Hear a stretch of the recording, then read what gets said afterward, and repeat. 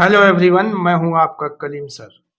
हाजिर हूं एक नए वीडियो के साथ। अगर आप मेरे चैनल पर नए हैं तो प्लीज चैनल को सब्सक्राइब करें और बेल आइकॉन प्रेस करें। आइए शुरू करते हैं आज का वीडियो। आज के इस वीडियो में आप पढ़ेंगे number 1 natural number, number 2 whole number, number 3 integers, number 4 rational number, number 5 irrational number और इसके अलावा रियल नंबर पर एमसीक्यूज। अगर आपने आज के इस वीडियो से सभी एमसीक्यूज समझ लिए तो 100% गारंटी के साथ मैं कह रहा हूं आपके एग्जाम्स में इस चैप्टर से क्वेश्चन मिल जाएगा। तो सबसे पहले जानते हैं कि नेचुरल नंबर क्या होते हैं।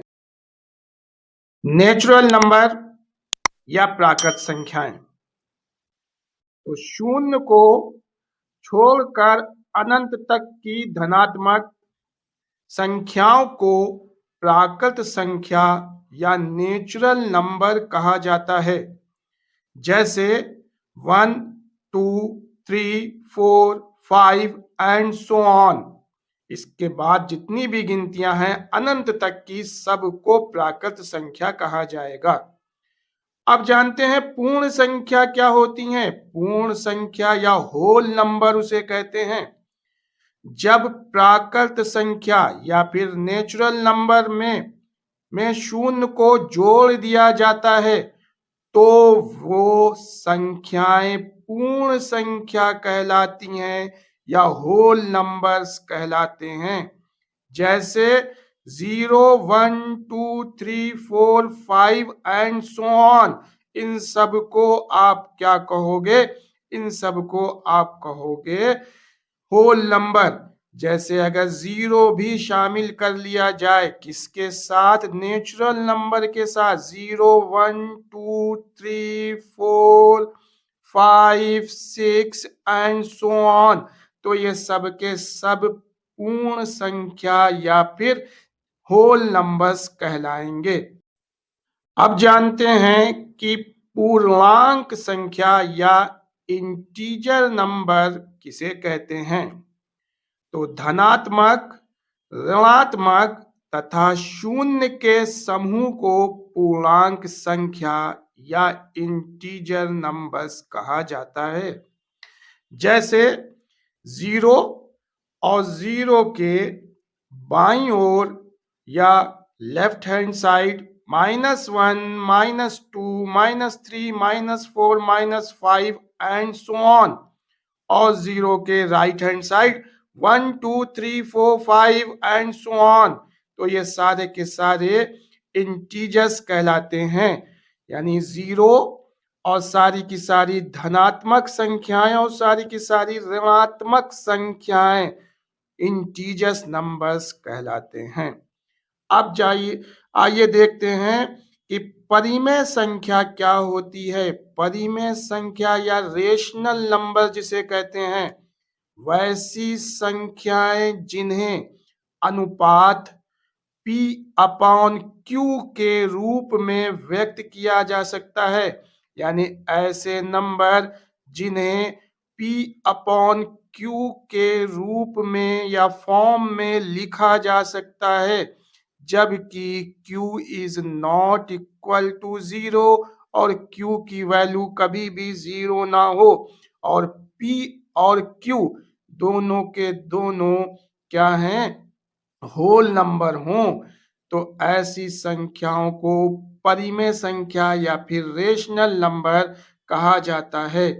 जैसे 2 एक परिमेय संख्या है, 4/12 एक परिमेय संख्या है, -2/8 एक परिमेय संख्या है, -2 भी एक परिमेय संख्या है और इसी प्रकार स्क्वायर रूट 9 भी एक परिमेय संख्या है। अब आप सोच रहे होंगे कि रूट 9 परिमेय संख्या कैसे है। तो बच्चों चलो देखते हैं कि रूट 9 परिमेय संख्या कैसे है। आपको हम दिखाते हैं कि रूट 9 परिमेय संख्या कैसे है। तो ये रहा रूट 9 और स्क्वायर रूट 9 को अगर आप सॉल्व करोगे तो आपके पास आएगा 3 और ये 3 क्या हो गया, एक होल नंबर हो गया और या फिर इंटीजर्स भी हो गया।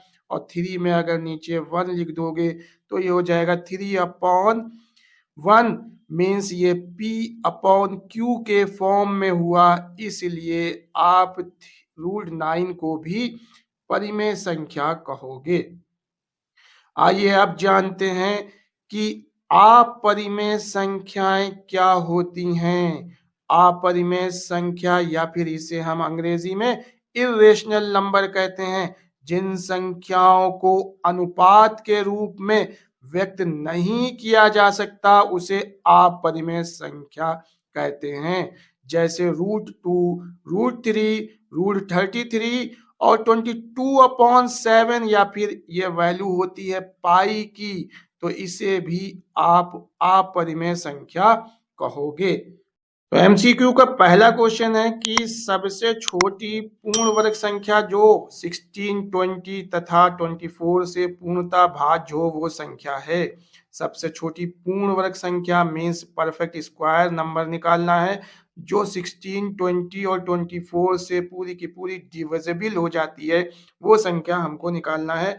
और 4 ऑप्शन है। ऑप्शन 1 है 3600, ऑप्शन बी है 1200, ऑप्शन सी है 1600, ऑप्शन डी है 2400। इनमें से कौन सा आंसर सही होगा ये देखते हैं। तो सबसे पहले ये देख लीजिए कि इसमें कौन से ऐसे ऑप्शन हैं जो परफेक्ट स्क्वायर हैं। तो आप अगर ध्यान से देखें तो ए नंबर जो ऑप्शन है वो परफेक्ट स्क्वायर है, 3600 या 3600 परफेक्ट स्क्वायर है। इसके अलावा 1200 परफेक्ट स्क्वायर नहीं है, ये पूर्ण वर्ग संख्या नहीं है, इसका वर्ग नहीं निकल सकता। इसी तरह से अगर हम ऑप्शन सी की बात करें तो 1600 ये भी परफेक्ट स्क्वायर है, इसका वर्ग निकल सकता है या स्क्वायर रूट निकल सकता है। और अगर हम डी ऑप्शन की बात करें तो 2400 का भी और वर्ग नहीं निकल सकता, स्क्वायर रूट नहीं निकल सकता, इसलिए ये भी परफेक्ट स्क्वायर नहीं है। तो ये दो ऑप्शन तो पहले से ही इसके रॉन्ग हो गए। अब ए और सी दोनों में से कोई एक आंसर सही है। तो आइए 16, 20 और 24 इनके हम लोग पहले एलसीएम निकालते हैं, क्योंकि सबसे छोटी पूर्ण वर्ग संख्या पूछी गई है। तो एलसीएम निकालते हैं तो 16 को फैक्टर करते हैं। 16 के फैक्टर हो जाएंगे 2 इंटू 2 इंटू 2 इंटू 2, ये हुआ आपका 16। अब 20 के फैक्टर निकालते हैं तो 20 हो जाएगा आपका 2 इंटू 2 4 हो गया, 4 और इंटू 5 ये हो गया 20। अब 24 के फैक्टर करते हैं तो 24 के फैक्टर हो गए 2 इंटू 2 इंटू 2, ये हो गया 8 और 8 3 हो गया 24। अब इसका एलसीएम निकाल लेते हैं बच्चों। तो इसका एलसीएम आप कैसे निकालें, एलसीएम निकालना आपको आता ही होगा। तो इसका एलसीएम हो जाएगा, जो कॉमन आएगा वो भी लिखा जाता है एलसीएम में, और जो कॉमन नहीं होता है वो भी लिखा जाता है। तो 2 2 2, इन तीनों से ये 2 कॉमन आ गया, 2 लिख दिया। उसके बाद फिर देखा 2 2 2, ये भी 2 कॉमन आ गया, 2 लिख दिया। उसके बाद ये 2 और ये 2 कॉमन आ गया, ये भी लिख दिया। और उसके बाद जो बच गया वो भी लिख दिया, ये 2 बच गया, ये लिख दिया। ये 5 बच गया, ये 5 भी लिख दिया। और ये 3 बच गया, ये 3 भी लिख दिया। और जब हम लोग इसको मल्टीप्लाई करते हैं तो अपने पास आ जाता है 240। अब इस 240 को हमारे जो दो ऑप्शन हैं परफेक्ट स्क्वायर हैं उसमें डिवाइड करके देख लेंगे कि जिसका पूरा पूरा डिवाइड हो जाएगा वही नंबर सही होगा, वही ऑप्शन सही होगा। तो पहले ऑप्शन में इसको डिवाइड करते हैं। पहला ऑप्शन है 3600 और इसमें डिवाइड करते हैं 240 जो कि इसका एलसीएम आया है। तो आप बच्चों देखें ध्यान से, 0 से 0 कैंसिल हो जाएगा और 12 से काटते हैं, 12 2 या 24 और 12 से ऊपर वाला भी काटते हैं तो ये हो जाएगा 3 बार चला जाएगा और 0। अब 2 से हम लोग 30 को काटते हैं या 30 को काटते हैं तो 15 आ जाएगा। तो 15 पूरा का पूरा कैंसिल हो गया। इसका मतलब इसका सही आंसर जो है वो है 3600। क्वेश्चन नंबर 2 देखते हैं। क्वेश्चन नंबर 2 कह रहा है कि 5.2372 है, यानी ये क्या है, कैसी संख्या है, हमको ये देखना है। ऑप्शन ए कहता है कि सम संख्या है या इवन नंबर है। ऑप्शन बी कहता है विषम संख्या है या ऑड नंबर है।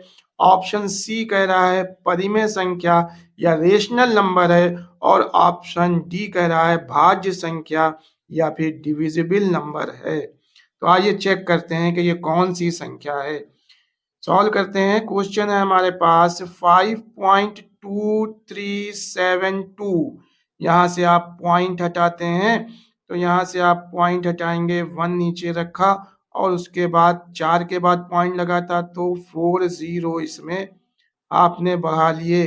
तो आपको क्या मिल गया? आपको मिल गया है बच्चों 52372 अपॉन 10,000।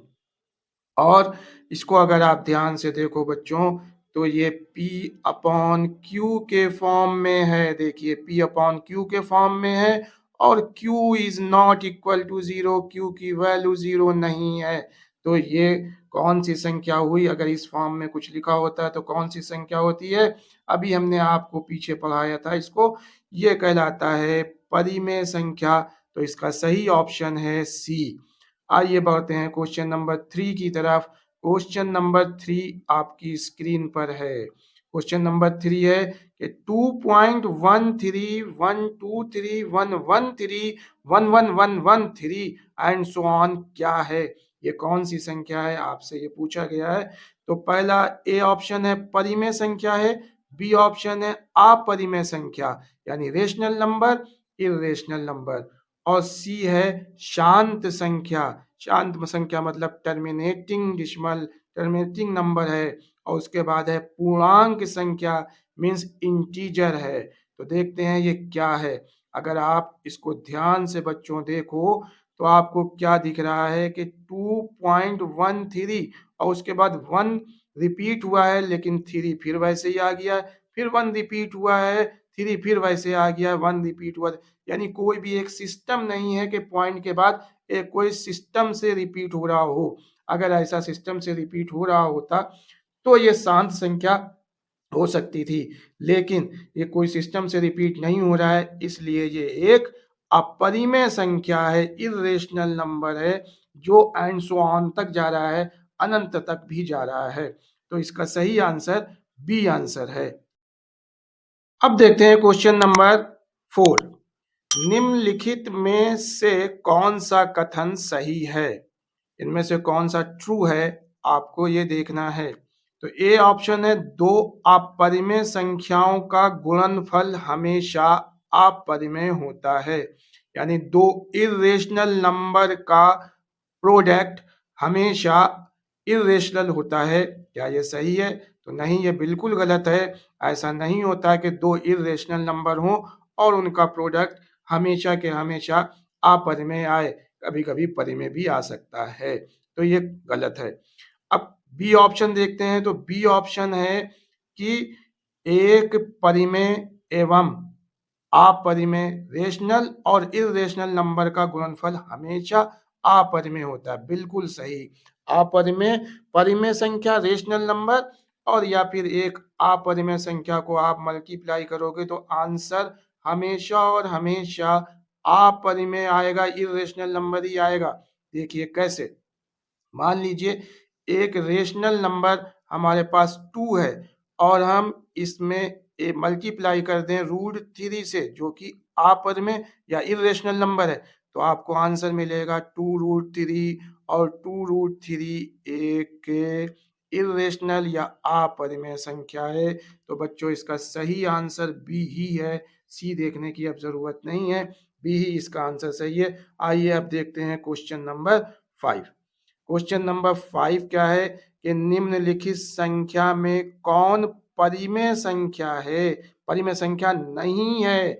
परिमेय संख्या नहीं है यानी P अपॉन Q के रूप में जो ना लिखी जा सके वो परिमेय संख्या या रेशनल नंबर नहीं है। ऑप्शन क्या है? √625, √225, और सी ऑप्शन है √81, और डी ऑप्शन है 125। आइए चेक करते हैं। अगर आप 625 को देखो तो इसका रूट निकल जाता है 25, और ये एक परिमेय संख्या या रेशनल नंबर हो गई। अगर 2 to 5 का रूट निकालो तो निकल जाता है 15, और ये भी एक रेशनल नंबर या परिमेय संख्या हो गई। अगर 81 का रूट निकालो तो निकल जाता है 9, और ये भी एक परिमेय संख्या या रेशनल नंबर हो गई। लेकिन अगर आप रूट 1 to 5 निकालो तो इसको सॉल्व करोगे तो ये निकलेगा 25 into 5, और बच्चों 25 का रूट 5 होता है, लेकिन जो अंदर 5 है इसका तो रूट नहीं निकल पाएगा, और ये रूट 5 ऐसे ही हो गया।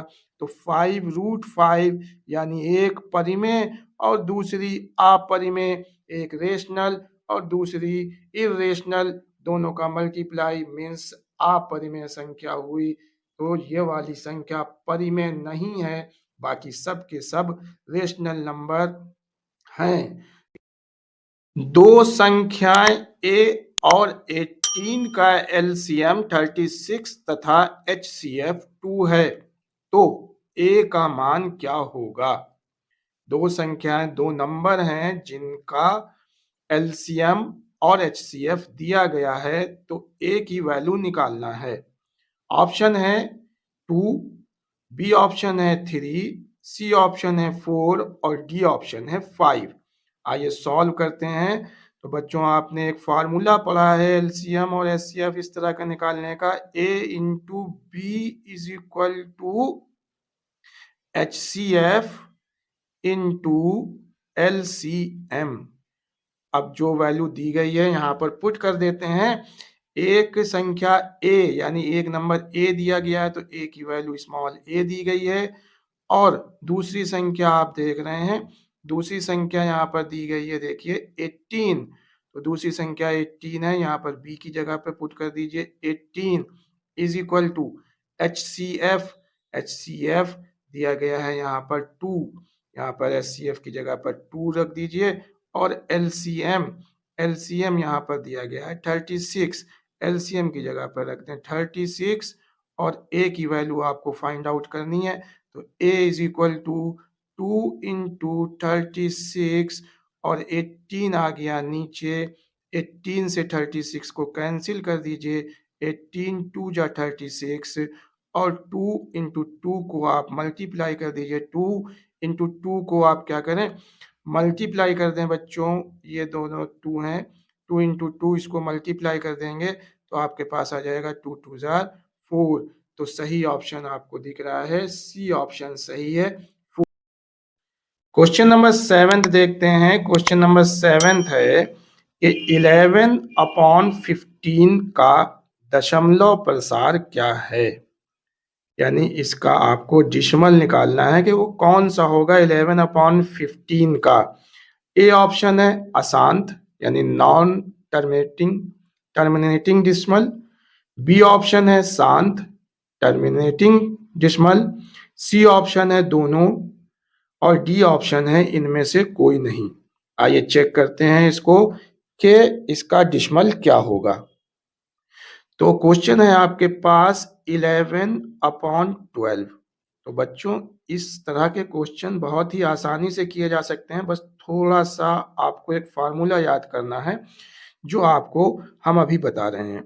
वो फार्मूला क्या है, देखिए, जो इसमें हर होगा या जिसे हम लोग डिनोमिनेटर कहते हैं, उसको क्या करना है कि 2 to the power m into 5 to the power n के रूप में अगर वो लिखा जा सके, तो ऐसा दशमलव प्रसार या ऐसा डिसिमल क्या कहलाता है, ऐसा डिसिमल कहलाता है शांत या फिर टर्मिनेटिंग डिसिमल। और जो ना लिखा जा सके 2 की पावर m इंटू 5 की पावर n के रूप में ना लिखा जा सके, तो वो कहलाता है अशांत या फिर नॉन टर्मिनेटिंग डिसिमल। तो इसको चलिए चेक करते हैं। यहाँ पर जो हर है या डिनोमिनेटर है वो 15 है। अब 15 को चेक करते हैं कि क्या ये इस फॉर्म में, जो फॉर्म यहाँ पर लिखा हुआ है 2 to the power m into 5 to the power n के रूप में लिख सकते हैं इसको या नहीं लिख सकते। तो आइए चेक करें। तो आप देखिए ध्यान से, यहाँ पर आपके पास है 15, और 15 के अगर आप फैक्टर करोगे तो ये आ जाएंगे 3 इंटू 5, तो बच्चों 5, तो आ रहा है, लेकिन ध्यान दो 2 नहीं आ रहा है, बल्कि 2 की जगह पर क्या आ रहा है, 3 आ रहा है। बच्चों ध्यान से देख लो, 3 आ रहा है, क्या आ रहा है, 3 आ रहा है। और अगर 3 आ रहा है तो ये क्या है, शांत तो हो ही नहीं सकता, क्योंकि 2 और 5 आना चाहिए इसमें पावर में। तो 2 और 5 और 3 आ गया, इसलिए ये शांत नहीं हो सकता। और अगर ये शांत नहीं हो सकता, यानी टर्मिनेटिंग डिशमल नहीं हो सकता, तो ये कौन सा हो सकता है, तो ये है अशांत या नॉन टर्मिनेटिंग डिशमल है ये। तो इसका सही आंसर ए है। अब देखते हैं क्वेश्चन नंबर 8। क्वेश्चन नंबर 8 है, यदि n एक प्राकृत संख्या है, मीन्स n एक नेचुरल नंबर है, तब रूट n क्या है, स्क्वायर रूट n की क्या वैल्यू होगी, यानी वो कैसा होगा। ऑप्शन ए है परिमेय होगा या रेशनल नंबर होगा। ऑप्शन बी है अपरिमेय इर्रेशनल नंबर होगा। ऑप्शन सी है कभी परिमेय संख्या और कभी अपरिमेय संख्या। और ऑप्शन यानी कभी रेशनल होगा और कभी इर्रेशनल होगा। और ऑप्शन डी है इनमें से कोई नहीं। तो आइए देखते हैं कि ये क्या हो सकता है। हम n की वैल्यू पुट करके देखेंगे, आपको दिखाते हैं कि ये परिमेय होगा, रेशनल होगा, अपरिमेय होगा, इरेशनल होगा, या कभी परिमेय भी हो सकता है, रेशनल और इरेशनल दोनों हो सकता है। तो यहाँ पर है आपके पास रूट n। आइए रूट n की वैल्यू रखो। रूट n की अगर वैल्यू रखोगे, एक प्राकृत संख्या रखना है, तो प्राकृत संख्या 1 होती है, 1 रखा, आपके पास आंसर आएगा 1। आइए अब रखते हैं रूट n की जगह पर 2, तो आपके पास आएगा रूट 2। और रूट 2 बच्चों क्या है, रूट 2 है इर्रेशनल नंबर। और 1 क्या है, 1 है रेशनल नंबर। तो रेशनल नंबर और इर्रेशनल नंबर दोनों आ सकता है। आइए एक वैल्यू और रख के देख लेते हैं। n की जगह पर रख लीजिए 3, तो 3 अगर रखोगे तो देखो फिर से आ गया इर्रेशनल नंबर या अपरिमेय संख्या। और अगर आप 4 रख कर देखते हो, तो 4 रखोगे तो 4 का रूट निकल के आ जाएगा 2, और 2 हो जाएगा रेशनल नंबर। तो कभी इर्रेशनल नंबर आ रहा है तो कभी रेशनल नंबर आ रहा है। तो इसका सही ऑप्शन बच्चों होगा सी, कभी परिमेय संख्या और कभी अपरिमेय संख्या। Question number 9। क्वेश्चन नंबर 9 कह रहा है कि किसी पूर्णांक यानी इंटीजर, किसी इंटीजर m के लिए सम संख्या का रूप है, मींस इवन नंबर का फॉर्म कौन सा है। ऑप्शन ए है 2m, ऑप्शन बी है m, ऑप्शन सी है m/2, ऑप्शन डी है 2m/3। इसमें से कौन सा इवन नंबर है अगर m की वैल्यू एक इंटीजर्स के रूप में रख दी जाए। तो आइए चेक कर लेते हैं। तो सबसे पहले हम सभी में चेक करेंगे और m की वैल्यू इंटीजर रखकर आपको दिखाएंगे। तो आइए पहले दिया गया है 2m। 2m में आप 2 ऐसे ही रखिए और m की वैल्यू 1 रखिए, तो आपके पास आ जाएगा 2। और इसी 2m में अगर आप m के वैल्यू -1 रखोगे, क्योंकि ये भी इंटीजर होता है, तो आपके पास आ जाएगा -2। इसी 2m में अगर m की वैल्यू आप रख लो 2, इंटीजर है, तो आपके पास आ जाएगा 4। और इसी 2m में अगर आप m की वैल्यू -2 रख लो, तो आपके पास आ जाएगा -4। 2 2 जा 4, -4। तो आप देखिए एक 2 आ रहा है और एक 4 आ रहा है। और अगर 3 रखोगे तो 6 आ जाएगा, तो वो 6 आ जाएगा, वो भी इवन नंबर हुआ। तो 2 भी इवन नंबर, 4 भी इवन नंबर। और अगर 3 रख लोगे तो 2 × 3 ये आ जाएगा आपका 6, और ये भी इवन नंबर। तो 2m से इवन आ रहा है। लेकिन अगर m में रखी जाए ये वैल्यू, तो क्या देखें इवन आएगा कि नहीं आएगा। आइए m में रख के भी आपको दिखा देते हैं, यानी ऑप्शन बी में रख के दिखा देते हैं। ऑप्शन बी m है। m में अगर आप 1 रखोगे तो 1 आ जाएगा, और -1 रखोगे तो -1 आ जाएगा। 2 रखोगे तो 2 आ जाएगा, और -2 रखोगे तो -2 आ जाएगा। तो बच्चों 1 क्या है, इवन नंबर नहीं है, odd number. -1 odd number, 2 even number, -2 even number. तो इसमें इवन और ऑड दोनों आ रहे हैं, मीन्स बी ऑप्शन सही नहीं है। तो सही ऑप्शन 2m ही है, जिसमें सब के सब आपने ध्यान से देख लिए कि सब के सब क्या आ रहे थे, कौन से नंबर आ रहे थे, सम संख्याएं या फिर इवन नंबर आ रहे थे। तो क्वेश्चन नंबर 9 का सही ऑप्शन है ए। आइए अब देखते हैं क्वेश्चन नंबर 10। क्वेश्चन नंबर 10 है 2, 10 और 20 के एलसीएम और एचसीएफ का अनुपात क्या होगा। 2, 2, 10, 20 का एलसीएम निकालें, एचसीएफ निकालें और उसका रेशियो निकालना है। तो इसमें ऑप्शन है ए 1:10, बी ऑप्शन है 20:1, सी ऑप्शन है 10:1 और डी ऑप्शन है सभी सही आंसर हैं। आइए चेक करते हैं, दोनों के एलसीएम और एचसीएफ दोनों चीजें निकालना है। तो पहले निकालते हैं एलसीएम और फिर निकाल लेते हैं एचसीएफ, क्योंकि एलसीएम उसने पहले निकालने को कहा है और एचसीएफ बाद में निकालने को कहा है। तो पहले आप निकालते हैं फैक्टर, इसके एलसीएम निकालना आपको आता ही है। 2 के फैक्टर करोगे तो 2 × 1 ही होगा, 10 के फैक्टर करोगे तो 2 × 5 होगा और 20 के फैक्टर करोगे आप तो आपके पास आ जाएगा 2 × 2 4 और 4 5 10।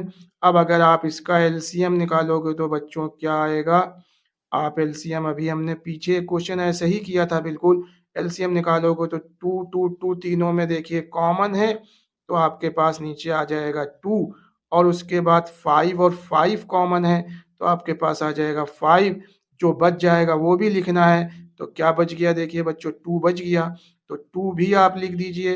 तो आपके पास एलसीएम आ जाएगा 2 5 10, 10 2 20, ये आपका एलसीएम आ गया। अब निकाल लो एचसीएफ। तो एचसीएफ क्या होता है, एचसीएफ बच्चों जो कॉमन होता है सिर्फ उसको ही एचसीएफ कहते हैं। तो इसमें आप देखो 2 तीनों में कॉमन है तो यही एचसीएफ है, यानी तीनों में कॉमन। अगर 3 नंबर का सवाल तो तीनों में कॉमन वो एचसीएफ। अगर 4 नंबर का सवाल, 4 नंबर का क्वेश्चन है तो चारों में जो कॉमन होगा वो एचसीएफ। और अगर 2 नंबर का क्वेश्चन होगा, 2 नंबर का सवाल होगा तो दोनों में जो कॉमन होगा वो एचसीएफ होगा। तो बच्चों यहाँ पर आप ध्यान देना कि आप 5 और 5 को एचसीएफ में नहीं लिख सकते, क्योंकि 5 5 सिर्फ 2 नंबरों में आ रहा है, ऊपर वाले नंबर में नहीं है, इसलिए आप 5 को एचसीएफ नहीं मान सकते, एचसीएफ में नहीं लिख सकते। तो 2 इसका एचसीएफ हो गया। तो एलसीएम और एचसीएफ आपने दोनों निकाल लिए, एचसीएफ हो गया 2। अब दोनों का रेशियो निकालना है। तो एलसीएम है 20 और एचसीएफ आया 2। अब इसको कैंसिल कर दो, 2 1 2 और 2 10 20 मीन्स 10:1। ये इसका हो गया रेशियो या अनुपात। तो कौन सा ऑप्शन आपको सही दिख रहा है, तो ऑप्शन नंबर सी बिल्कुल सही है।